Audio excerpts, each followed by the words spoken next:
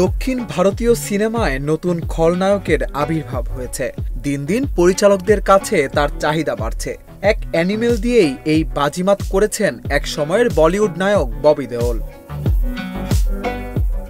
এদিকে শোনা যাচ্ছে দক্ষিণী তারকা জুনিয়র এনটিআর ও জাহ্নবী কাপুর জুটি বেঁধেছেন দেবারা ছবিতে। এতে খলনায়কের ভূমিকায় দেখা যাবে সাইফ আলী খানকে।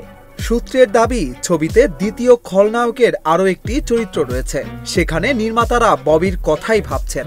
অভিনেতার সঙ্গে নাকি তাদের প্রাথমিক পর্যায়ে এক প্রস্ত কথাও হয়ে গিয়েছে। 40% বেশি গ্লো, বিশ্বের 1 নম্বর গ্লো ক্রিম, নতুন গ্লো এন্ড লাভলি। সূত্র দাবি করছে, দেবারা পার্ট 1 এর প্রধান খল চরিত্রে অভিনয় করছেন সাইফ। ছবির শেষের দিকে নির্মাতারা ববিকে হাজির করে চমক দিতে চাইছেন। ছবির সিকুয়েলে সাইফ ও ববিকে শুরু থেকে শেষ পর্যন্ত দেখবেন দর্শক। ছবিটি আগামী অক্টোবরে মুক্তি পাওয়ার কথা। গত বছর অ্যানিমেল সিনেমা দিয়েই আলোচনায় আসেন ববি দেওল।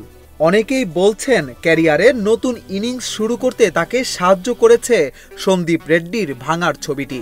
খলনায়কের চরিত্রে অভিনয় করে নজর কাড়েন ববি।